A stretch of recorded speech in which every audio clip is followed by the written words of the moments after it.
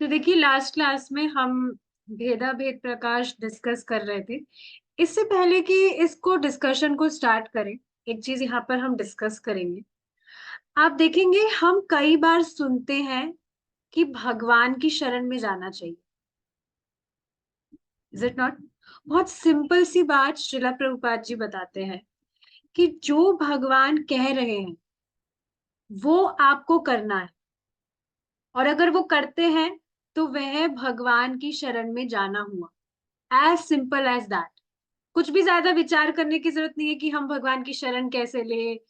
आप भगवान की बात मान रहे हैं तो वो भगवान की शरण में जाना ही हुआ।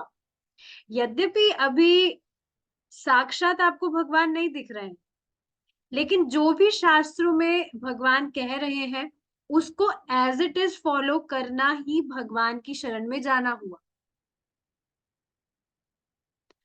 और आप देखेंगे ये बहुत बड़े शुद्ध चित्त का लक्षण है। तो माता जी, एक माता जी हैं, वो उन्होंने क्वेश्चन किया था प्रभु जी से कि मेरा चित्त तो शुद्ध नहीं है। चित्त जो चित्त है उसका शुद्ध होने का मतलब क्या हुआ? मेरा तो चित्त शुद्ध नहीं है। तो आप शास्त्र को स्वीकार कर कर उसका एज इट इज पालन कर रहे हैं। ये चित्त की शुद्धि का बहुत बड़ा लक्षण है।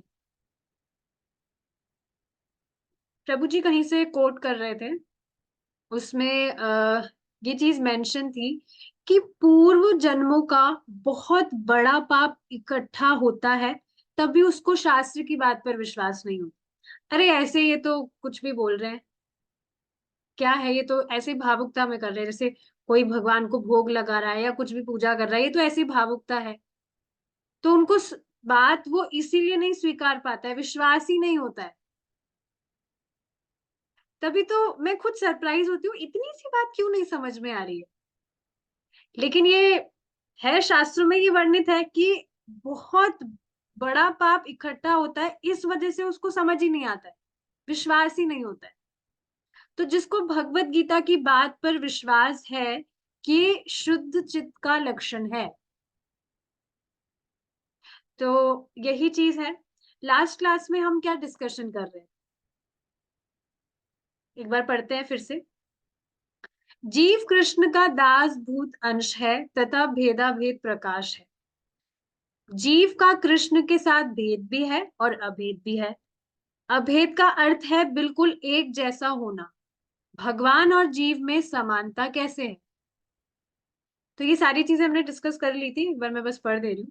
भगवान श्री कृष्ण सच्चिदानंद घन है और जीव भी उनका चिन्मय और अविनाशी अंश है। लेकिन कृष्ण विपुल प्रभु है, महान है, और जीव अणु है। यही भेद है। तो देखिए, यही चीज हम डिस्कस कर रहे थे कि कभी भी जीव भगवान नहीं बन सकता। अब यहाँ पर इसको एग्जाम्पल से समझाया जा रहा है। जैसे सोने के पर्वत और कई प्रकार के अंतर है। जैसा सोने का पर्वत, यहाँ मिसप्रिंटिंग है, और एक अणु, उसमें कितना भेद है जो उसके वजन, दाम या अन्य भेदों से लक्षित होते हैं। इस प्रकार जीव भी सच्चिदानंद है, परंतु भगवान से उसका भेद भी है। तो जैसे क्या समझाया जा रहा है, जैसे आप सोने का बड़ा पर्वत देखेंगे, अब उस सोने के पर्वत का ही एक कण भी है, तो उसकी जो प्रॉपर्टीज है वो उस सोने के पर्वत जैसी है, नो डाउट, लेकिन फिर भी उससे वो अलग है। प्रॉपर्टीज सेम है, लेकिन फिर भी वो उससे सेपरेट है। तो इसी तरह से जीव भी सच्चिदानंद है, परंतु भगवान से उसका भेद है। तो ये चीज हमने डिस्कस की ही है कि अ, व्यक्ति जैसे जैसे भगवान कृष्ण की भक्ति करता है, भगवान उसके गुण भगवान अपने गुण उसे देने लगते हैं। तो लेकिन फिर भी जो प्रॉपर्टीज है वो भगवान की डिवोटीज में आती है, लेकिन फिर भी वो भगवान से अलग होता है, सेपरेट एंटिटी होती है। ऐसा नहीं है प्रॉपर्टीज, मतलब भगवान के गुण अगर आ गए तो वो भी भगवान बन जाए। तो ये चीज है।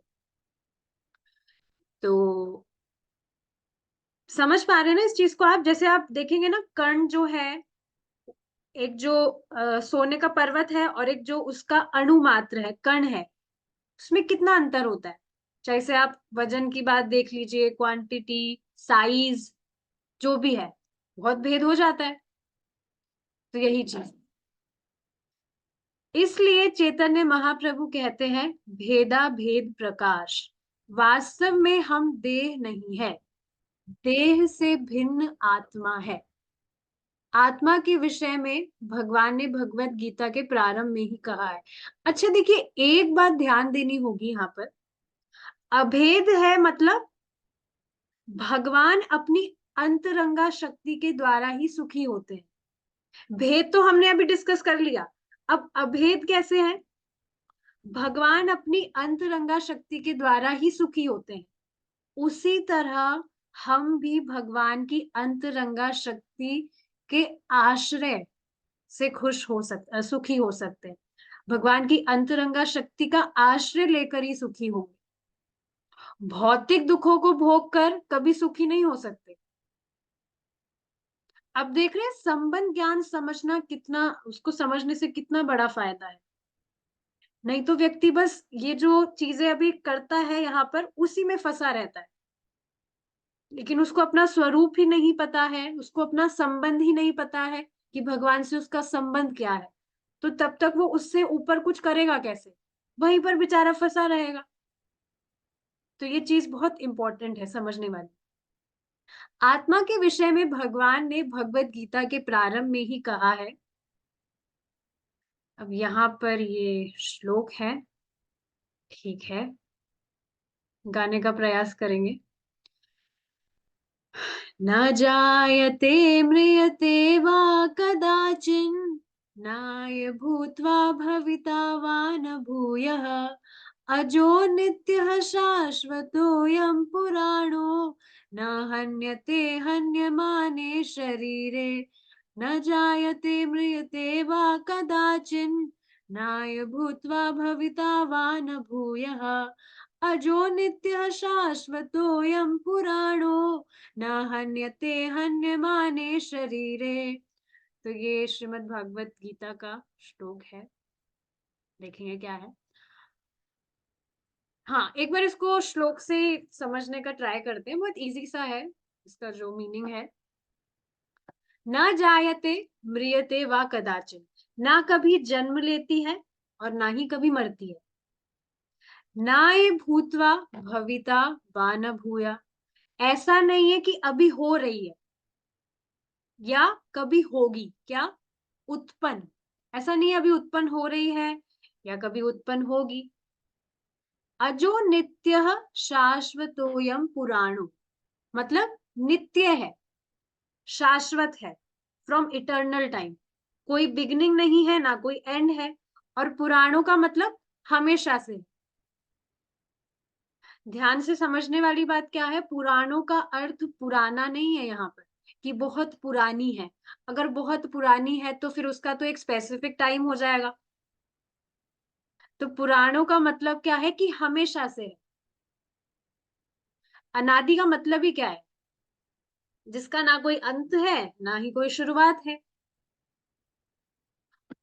और आगे क्या है? न हन्यते हन्यमाने शरीरे, और शरीर के नाश हो जाने पर भी इसका नाश नहीं होता। लेकिन जॉब छूट जाने पर तो आत्मा का नाश हो जाता है, इज इट नॉट? सुना है कभी ऐसा आपने? किसी की कोई जॉब है या बिजनेस बंद हो गया, तो भाई हम तो खत्म हो गए। अब खत्म हो गए तो फिर बोल कैसे रहे हो? सुना है कभी आपने ये? बोलते हैं ना ऐसे। या एक माता जी बता रही थी, वो जब से भक्ति करने लगी हैं, तो उनके कोई जो जानकार थे वो उनको शिक्षा दे रहे थे, किसी की आत्मा नहीं दुखानी चाहिए, भक्ति कर रहे हो लेकिन इतना भी मत करो कि उससे किसी की आत्मा दुखे। तो आत्मा तो शाश्वत है, वो तो सच्चिदानंद है, वो तो कभी दुख दुख में है ही नहीं। तो ये चीज समझनी चाहिए। तो देखिए ये श्लोक यहाँ पर सिर्फ सुनने के लिए नहीं है।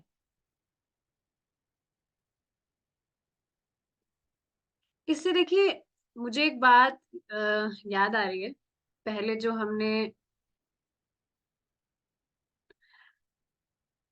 डिस्कस किया था, भक्ति वृक्ष का ही कुछ टॉपिक था, उसमें भी यही कुछ बात आई थी। क्या बात आई थी? एनीवेज, मैं भूल रही हूँ। हाँ, तो देखिए ये जो श्लोक है, ये सिर्फ सुनने के लिए नहीं है। हाँ माता जी, हमें पता है, वही वही तो बात है जो हमेशा से हम सुनते आए हैं, कि जो आत्मा है उसका कभी नाश नहीं होता है, वो नश्वर नहीं है।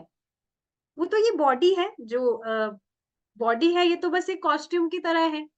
यही चेंज होता रहता है, जैसे हम कॉस्ट्यूम चेंज करते हैं। यही तो सुनते आए हैं हम, तो हमको तो सब पता है। तो देखिए अगर सच में समझ गए हैं इस बात को, तो व्यक्ति कभी भी व्यतीत नहीं होगा। कई बार ऐसा देखा जाता ही है कि अगर ऐसा कुछ होता है, मतलब किसी ने देह छोड़ दिया, तो फिर व्यक्ति दुखी हो जाता है। आप खुद बताइए, क्या ये कभी नहीं होगा? क्या ये संभव नहीं है? क्या भक्तों के साथ भी ऐसा नहीं होगा? तो सबके साथ होता है, सबके साथ होगा।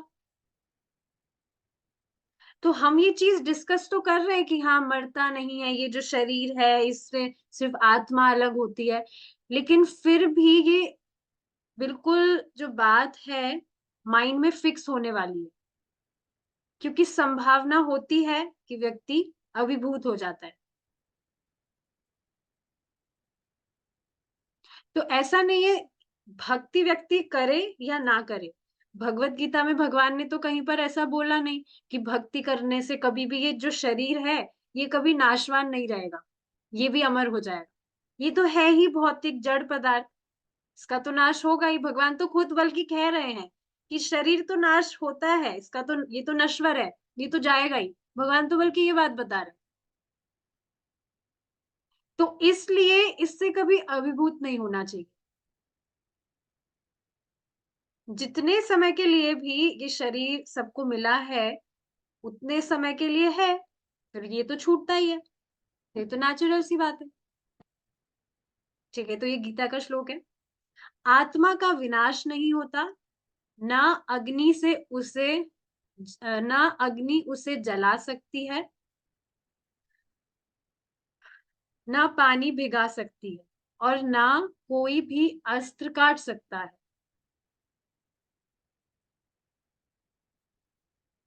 हाँ, तो ये बात है। ठीक है, अब आगे ये एक और श्लोक है। यहाँ पर महाराज इस श्लोक को भी कोट कर रहे हैं, इसको भी पढ़ने का ट्राई करेंगे। नैनम छिन्दन्ति शस्त्राणि, नैनम दहति पावकः, न चैन क्लेदयन्त्यापोन शोषयति मारुतः। अच्छेद्योऽयम् अ- अच्छेद्योऽयम् अद्योऽयम् अक्लेद्योऽयम् शोष्य एव च, नित्यः सर्वगतः स्थाणुन् चलोऽयं सनातनः। एक बार फिर से ट्राई करेंगे। नैनं छिन्दन्ति शस्त्राणि, नैनं दहति पावकः, न चैन क्लेदयन्त्यापोन् शोषयति मारुतः। अच्छेदोऽयं दाद्योऽयम् अक्लेदोऽद्य शोष एव च, नित्यः सर्वगतः स्त्राणुञ्चलोऽयं सनातनः। हम्म, तो ये भी गीता का श्लोक है। इसको भी एक बार वर्ड टू वर्ड हम समझने का ट्राई करेंगे। नैनम छिंदंती शस्त्राणी, तो इसका क्या अर्थ हुआ? शस्त्रों से इसका छेदन नहीं कर सकते। नैनम दहती पावक, और अग्नि से इसको जला भी नहीं सकते। किसको नहीं जला सकते या किसको नहीं भेदा जा सकता है? हमको। हमको मतलब आत्मा। ऐसा नहीं है किसी और की बात यहाँ पर हो रही है। तो हाँ, यही बात थी जो मुझे याद आई थी। भक्ति वृक्ष में देखिए डिस्कशन हो रहा था, मैं रिकॉर्डिंग सुन रही थी। तो बहुत पहले की बात है, जब स्टार्टिंग में क्लासेस स्टार्ट हुई थी, तो उसमें डिस्कशन चल रहा था भगवान की परा और अपरा शक्ति क्या है। तो उसमें एक माता जी थी, उनसे पूछा गया था कि बताइए पराशक्ति क्या है, अपराशक्ति क्या है, ये जो माइक है ये कौन सी शक्ति है, मुझे चैट पर बताइए, आपको याद है, सबको पता ही होगा। जो पराशक्ति है, वो जो भी कॉन्शियस बीइंग्स है, वो भगवान की पराशक्ति है। और अपराशक्ति जो कॉन्शियस नहीं है, लिविंग एंड नॉन लिविंग। तो उन माता जी से पूछा गया आप कौन सी शक्ति है। तो माता जी ने पहले तो सोच में पड़ गई माता जी, फिर कहीं अपराशक्ति आत्मा है मेरे अंदर। अब देखिए यहीं पर गड़बड़ होगी। आत्मा है मेरे अंदर मतलब ये जो शरीर है ये मैं हूं और मेरे अंदर आत्मा है। देखिए कितना अज्ञान है हमारा, उनकी बात नहीं है। ऐसा ही तो है, हम यही तो करते रहते हैं, मेरा हाथ मेरा पैर, पर मेरा मतलब मैं कौन हूं।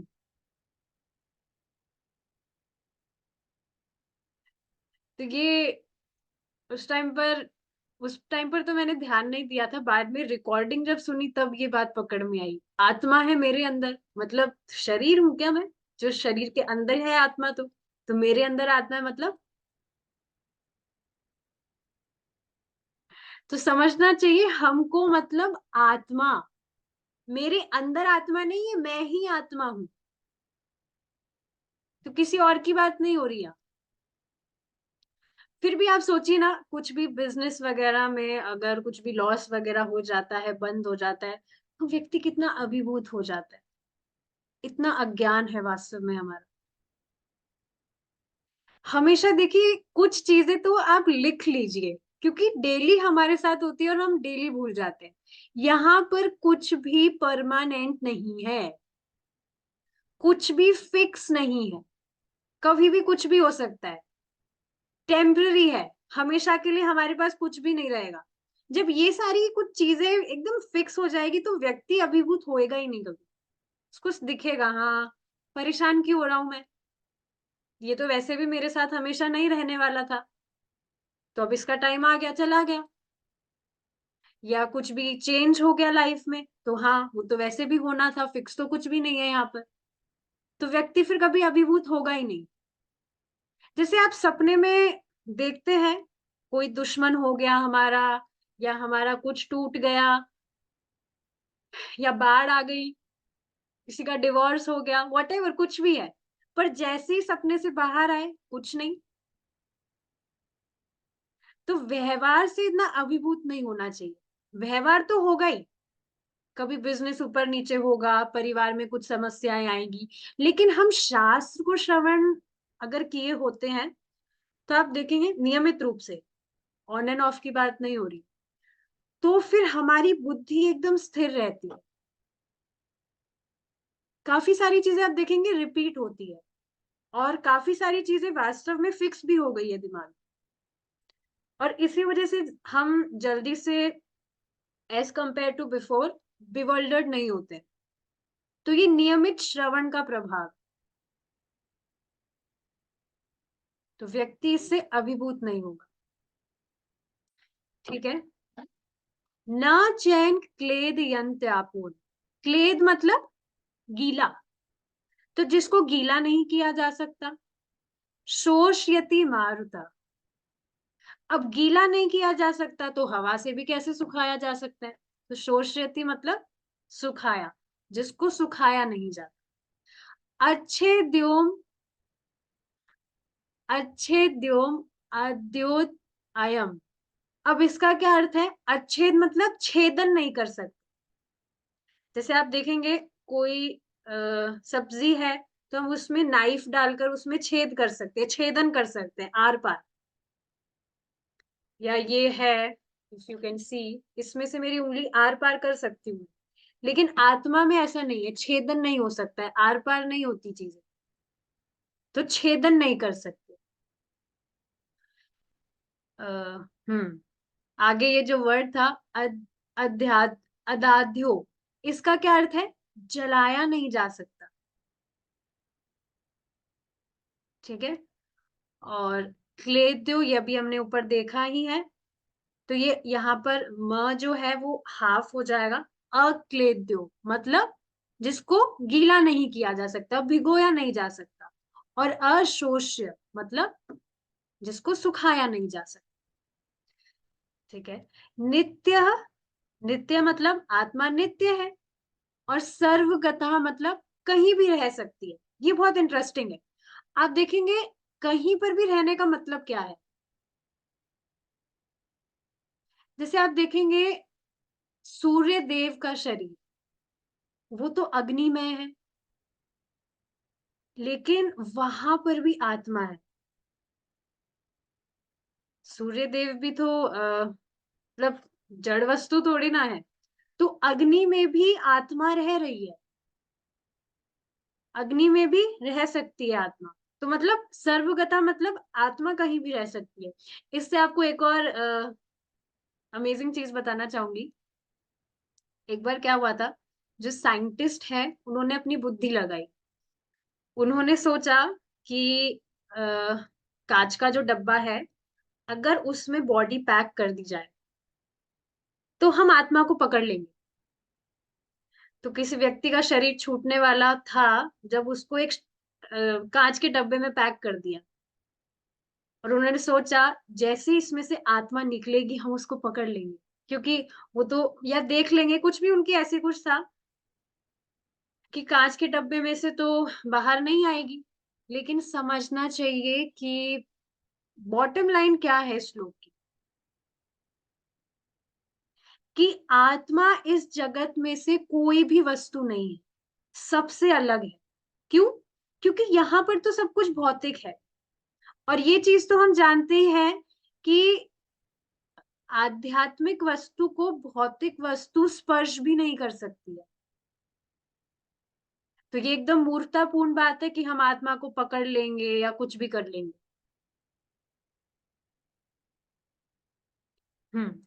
स्थारुण चलोयम मतलब कि जो आत्मा है उसका परिवर्तन नहीं होता। ठीक है। और सनातन मतलब सनातन। ठीक है, आगे देखेंगे अब हम। तो ये बहुत समझना चाहिए, बॉटम लाइन क्या है कि आत्मा इस जगत में से कोई भी वस्तु नहीं है, सबसे अलग है। क्यों? क्योंकि वो चिन्मय है। वो हाँ चिन्मय है और स्पिरिचुअल है। चिन्मय मतलब कॉन्शियस है। यहाँ पर सब कुछ आप जो देख रहे हैं वो जड़ पदार्थ ही है। आत्मा के अलावा सब कुछ जड़ पदार्थ है। किसी भी चीज में कॉन्शियसनेस नहीं है। कुछ भी आप देख लीजिए आपके आसपास में, ये जो हमारा शरीर है ये भी जड़ पदार्थ है। आत्मा होने के कारण कॉन्शियसनेस है। तो आत्मा इस जगत में से कोई भी वस्तु नहीं है, क्योंकि यहाँ पर सब कुछ भौतिक है। ठीक है। आत्मा अछेद्य, अक्लेद्य, अशोष्य और नित्य है। इस विषय में भगवान से इसका अभेद है, परंतु अनंत गुणों में सौंदर्य, आनंद और ज्ञान में वह बहुत ही अल्प है। तो देखिए ये चीज हमने काफी बार डिस्कस की है। भगवान के 6 ऐश्वर्य क्या है, कौन बताएंगे? कोई है यहाँ पर आत्मा जिनको इस विषय में ज्ञात हो? अमोदनी माता ji, would you like to try?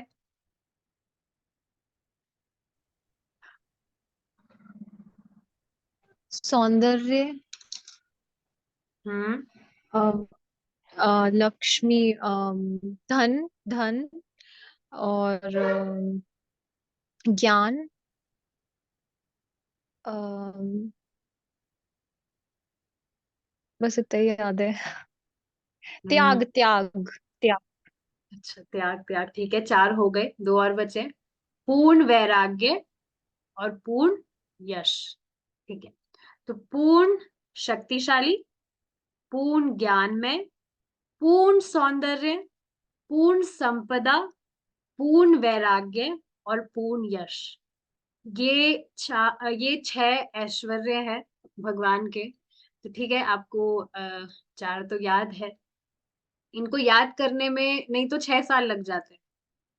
आपको 4 याद हो गए, ठीक है, अच्छी बात है। तो ठीक है, ये बात है। तो देखिए, समझना चाहिए इस चीज को कि जो भी भविष्य में हो रहा है, होगा, होता है, हमारे पास्ट में जो भी हो गया है, या हमारे पास्ट की बात नहीं है, पूरे ब्रह्मांड की बात हो रही है। भविष्य में जो होगा, पहले जो हुआ है और अभी जो हो रहा है, उससे भगवान अवगत होते हैं। भगवान को सब कुछ पता है। आप सोचिए ना, हमारे पास्ट में जो चीजें हुई वो भी भगवान भुलवा देते हैं। ये अच्छा ही है ना? नहीं तो आप सोचिए हम कितने परेशान हो जाए। लेकिन भगवान को सब पता है, लेकिन फिर भी भगवान परेशान नहीं होते। Is it not? तो ये बहुत इंटरेस्टिंग चीज है।